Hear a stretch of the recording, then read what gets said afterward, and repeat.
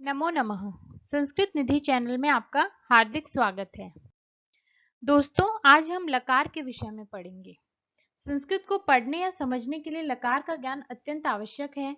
जब हमें इसका ज्ञान होगा तभी हम बता सकते हैं कि वाक्य किस काल का है, अर्थात किस समय वह कार्य घटित हुआ है जो कर्ता द्वारा किया गया है।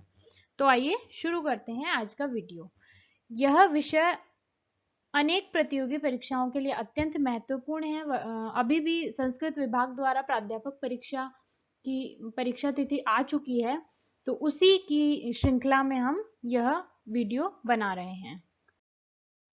तो आइए सबसे पहले देखते हैं लकार होता क्या है। लकार अर्थात काल, अर्थात कर्ता द्वारा जो कार्य किया गया है वो किस काल में हुआ है, किस समय में हुआ है। जिस प्रकार अंग्रेजी में टेंस होते हैं, present tense, past tense, future tense, उसी प्रकार संस्कृत में काल को बताने के लिए लकार शब्द का प्रयोग किया जाता है। अब ये लकार होता क्या है। क्रिया का जो मूल रूप है उसे हम धातु कहते हैं, और इन धातुओं से क्रिया के काल को बताने के लिए, अर्थात क्रिया के समय को बताने के लिए कि कर्ता ने उस काम को किस समय किया है, उसको बताने के लिए जब हम धातु से जिन प्रत्ययों को जोड़ देते हैं तो उन जो प्रत्यय होते हैं उन्हें हम लकार कहते हैं। और उन धातु से प्रत्यय लगकर जो पद बनते हैं उन्हें हम धातु रूप कहते हैं। इसे अभी हम उदाहरण द्वारा समझेंगे कि यह कैसे होता है। अर्थात जब हमें किसी कार्य का समय बताना होता है या भाव बताना होता है कि हमने वो बात किस संदर्भ में कही है, किस भाव के लिए कही है, तो संस्कृत में लकार शब्द का प्रयोग होता है। तो उदाहरण से देखते हैं। आइए, पहला उदाहरण है नित्या पठती, कि नित्या पढ़ती है। तो नित्या पढ़ती है, जो पठती जो धातु क्रियापद है उसमें पठ हमारी मूल धातु है। हमने जब संस्कृत अनुवाद से संबंधित पिछला वीडियो देखा था उसमें हमने कहा था कि जो मूल धातु होती है, प्रत्येक जो क्रियापद होता है उसकी एक मूल धातु होती है। तो यहाँ पर जो पठ है वह मूल धातु है पठती क्रिया में, और ती प्रत्यय लगा है। नित्या पढ़ती है, नित्या अभी वर्तमान काल में पढ़ रही है, तो जो ती प्रत्यय है वो वर्तमान काल का प्रत्यय है।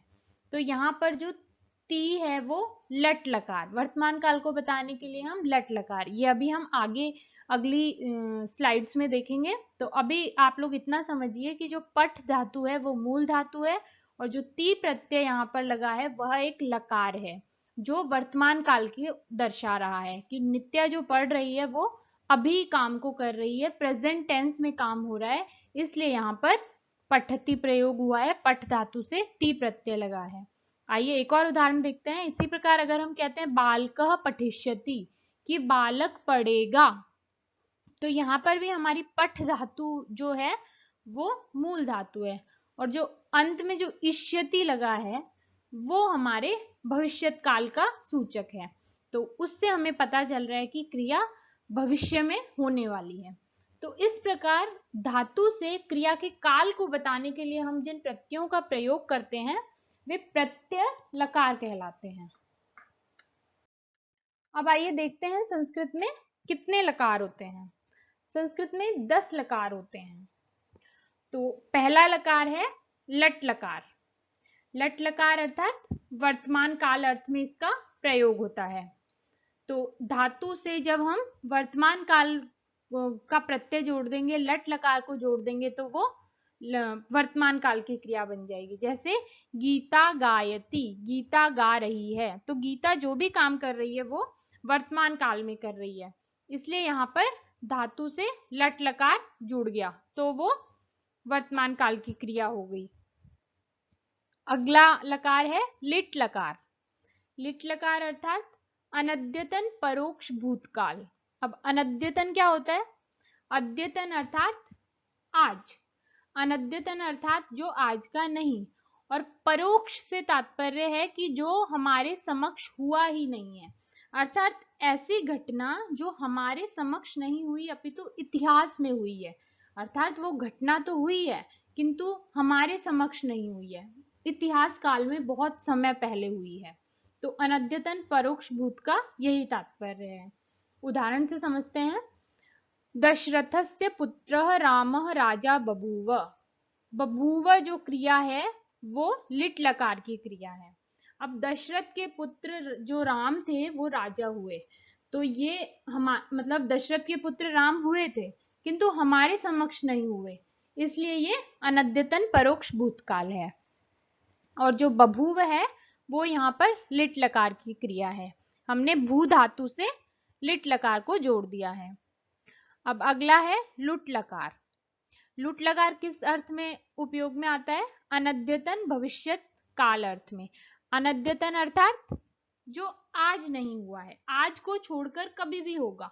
भविष्य अर्थात आने वाले समय में होने वाला, और अनद्यतन अर्थात अद्यतन अर्थात आज, अनद्यतन अर्थात आज को छोड़कर। तो आज को छोड़कर जो कभी भी भविष्य में होने वाला है उसके लिए हम लुट लकार का प्रयोग करते हैं।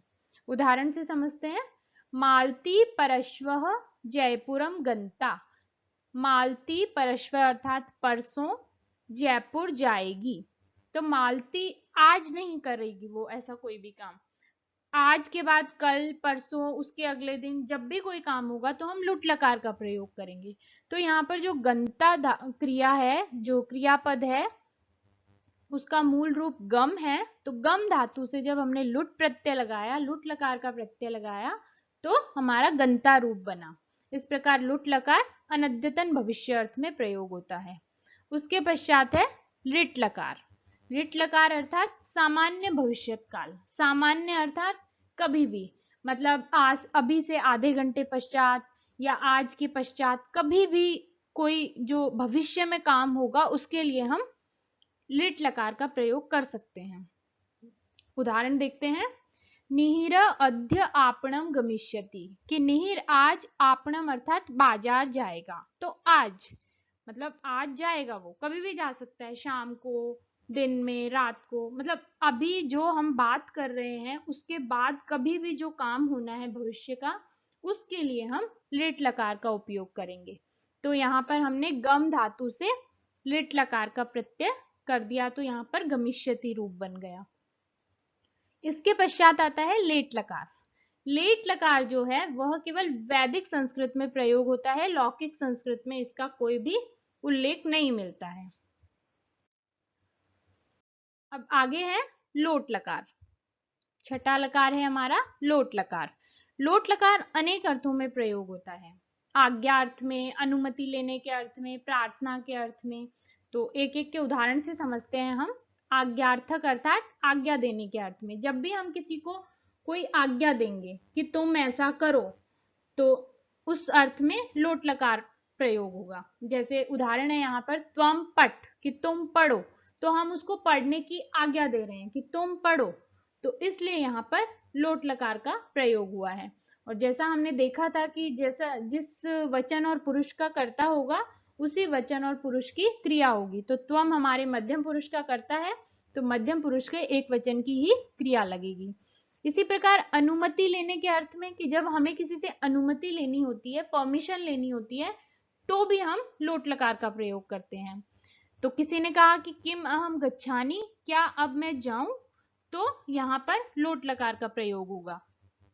इसी प्रकार प्रार्थनार्थक अर्थ में, प्रार्थना के अर्थ में जब हम किसी के लिए प्रार्थना करते हैं तो भी लोट लकार का प्रयोग होगा। जैसे हम कहते हैं कि सभी सुखी हों, तो सर्वे सुखिनः भवन्तु।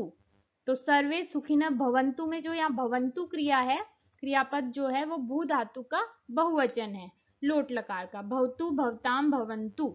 तो भवन्तु यहाँ पर लोट लकार का प्रयोग है, और हम यहाँ पर सभी के सुखी रहने की प्रार्थना कर रहे हैं, इसलिए यहाँ पर लोट लकार का प्रयोग हुआ है। अगला लकार है हमारा लंग लकार।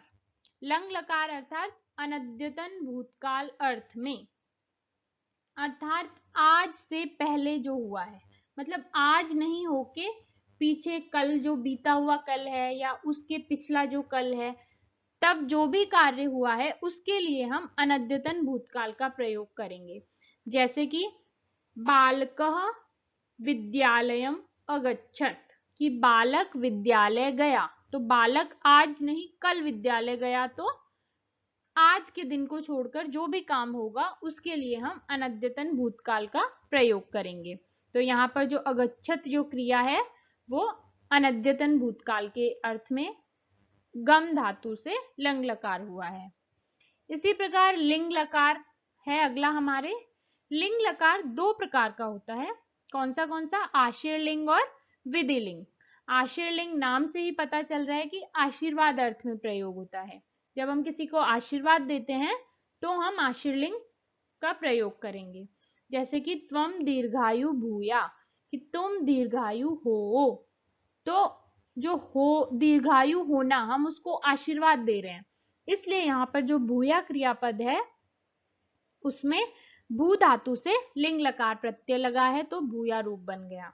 इसी प्रकार जो विधिलिंग अर्थ है वो विधि बताने के लिए, अर्थात विधि अर्थात कि तुम्हें ऐसा करना चाहिए। तो जहां पर भी चाहिए अर्थ होगा, वाक्य भी अगर आप हिंदी से संस्कृत अनुवाद कर रहे हैं तो जहां पर भी चाहिए ऐसा अर्थ आपको दिखे तो वहां पर आप विधिलिंग का प्रयोग करेंगे। जैसे कि इदानीम त्वम पठे, कि अब तुम्हें पढ़ना चाहिए। तो पढ़ना चाहिए, जिस भी शब्द के आगे चाहिए शब्द लगेगा तो वहां पर विधिलिंग का प्रयोग होगा।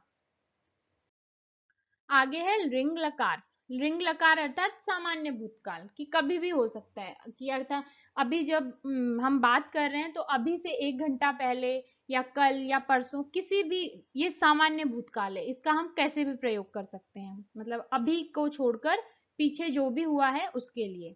कि स वेदान अपठत, उसने वेदों को पढ़ा। तो अपठत जो है वो यहाँ पर लुंग लकार का रूप है। इसी प्रकार रिंग लकार है जो हेतु हेतुमत भूत, अर्थात कैसे प्रयोग में होता है, कैसे इसका उपयोग होता है, कि ऐसा भूतकाल जिसका प्रभाव वर्तमान काल तक हो, कि ऐसा कोई काम जिसका प्रभाव आज भी हो रहा है। तो उदाहरण से हम इसको समझ लेते हैं कि यदि त्वम अपठिष्यत तरहि उत्तीर्ण अभविष्यत, कि अगर तुम पढ़ते, तो पढ़ते काम वो कब करता? भूतकाल में। तो अगर तुम पढ़ते तो उत्तीर्ण होते, अर्थात तो तुम परीक्षा में पास होते। तो अगर वो पढ़ता तो ऐसा होता, आज ऐसा होता। अब किसी का परीक्षा फल आया है और उसने नहीं पढ़ाई की है तो हम उसको कह देते हैं कि अगर तुम पढ़ते तो ऐसा होता। तो यहाँ पर जो क्रिया है वो भूतकाल की है, पर उसका जो प्रभाव है वो आज हो रहा है, कि उसने पढ़ाई नहीं की तो वो उत्तीर्ण नहीं हुआ। तो हम उसको कह रहे हैं कि अगर तुम पढ़ते तो ऐसा होता। तो इस प्रकार ये हमने 10 लकार देखे। अब हम इसको एक सामान्य सा श्लोक है जिसके माध्यम से हम इसे याद कर सकते हैं कि कौन सी क्रिया, कौन सा लकार किस काल के लिए होता है। कि लट वर्तमाने, जो लट लकार है वो वर्तमान में होता है। लेट वेदे, लेट लकार वेद में होता है। भूते लुंग लंग लिटस तथा, और भूतकाल के लिए लुंग लंग और लिट, ये तीनों होते हैं भूतकाल के लिए। इसी प्रकार विद्या शिशोर लिंग लोटो च, ये विधि, आशीर्लिंग और लोट, ये तीनों एक अर्थ में प्रयोग होंगे, आशीर्वाद अर्थ में, आज्ञार्थक अर्थ में। इसके पश्चात लुट लिट रिंग च भविष्यति, और भविष्यत काल के लिए लुट लिट और लिंग, ये तीनों प्रयोग होंगे। नीचे मैंने आप लोगों की लिए एक सारणी बना दी है जिससे आप आसानी से देख सकें कि कौन सा लकार किस काल में प्रयोग होता है। कि लट लकार वर्तमान काल में, लुंग लंग और लिट भूतकाल में, लुट लिट तथा रिंग भविष्यत काल में, लिंग तथा लोट लकार आशीर्वाद अर्थ में और आज्ञा अर्थ में, और लेट लकार वैदिक संस्कृत में। तो इस प्रकार हमने देखा 10 लकार थे, किंतु जो लेट लकार है उसका प्रयोग वेदों में होता है, लौकिक संस्कृत में नहीं होता। तो 10 लकार कैसे हुए? तो 10 लकार ऐसे हुए जो हमारा लिंग लकार है उसके 2 रूप होते हैं, आशीर्लिंग और विधिलिंग। तो उस प्रकार से फिर ये 10 लकार हो जाते हैं। लेट लकार का केवल हमें ज्ञान होना आवश्यक है कि ये वैदिक संस्कृत में प्रयोग होता है, इसके अतिरिक्त लौकिक संस्कृत में इसका कोई उदाहरण देखने को नहीं मिलता। अब हमें इन लकारों को याद करने की एक बहुत ही अच्छी और सामान्य सी ट्रिक है कि जो हमारी वर्णमाला है, स्वर जो है हमारे जिस क्रम में आते हैं, तो अगर हम देखेंगे तो ये लकार उसी क्रम में है। तो अगर हम इन्हें उस क्रम में देख लेंगे तो कोई भी हमें समस्या नहीं होगी इन्हें याद करने में। तो उसके लिए आपको ये वर्ण क्रमशः याद होने चाहिए जैसे इस तालिका में लिखे हुए हैं।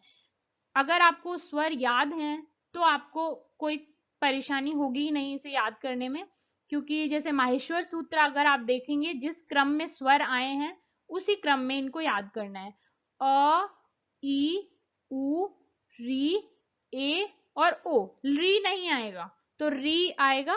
तो अ, ई, उ, री, ए और ओ, ये इन वर्णों से ही हमारे सारे लकार बने हैं। अब कैसे बने हैं देख लेते हैं हम। हमने कहा था हमारे 10 लकार हैं, जिसमें से प्रथम जो 6 हैं वो टित लकार हैं, अर्थात उनके अंत में ट है, और जो अंतिम 4 हैं उनके अंत वो चारों नित लकार कहे जाते हैं, क्योंकि उनके अंत में ङ है, तो ये नित लकार कहे जाते हैं। तो अब लट लकार, ल में अ है, कोई भी जो व्यंजन है वो बिना स्वर के नहीं रह सकता, ये हमने वर्णमाला में पढ़ा था। तो ल में अ जुड़ा हुआ है। इसी प्रकार लिट में ल में ई जुड़ा है, लुट में उ जुड़ा है, और रिट में री जुड़ा है, लेट में ए जुड़ा है, लोट में ओ जुड़ा है।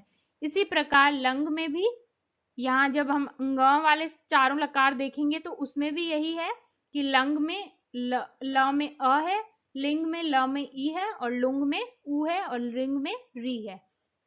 तो इस प्रकार हमारे ये 10 लकार हो जाते हैं। और लेट लकार हमारा वैदिक संस्कृत में है तो वो वेदों में ही रहता है, और आशीर्लिंग और विधिलिंग लिंग लकार के 2 रूप होने के कारण यहाँ पर 10 लकार हो गए।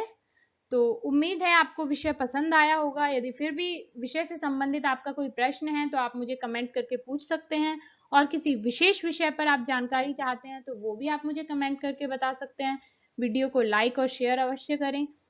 चैनल को सब्सक्राइब करना ना भूलें। धन्यवाद।